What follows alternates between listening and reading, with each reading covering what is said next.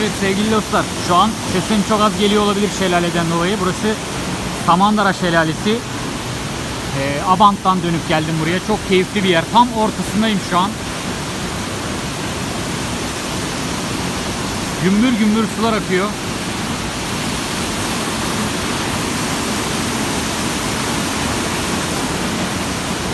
Ve bu tarafa doğru devam ediyor.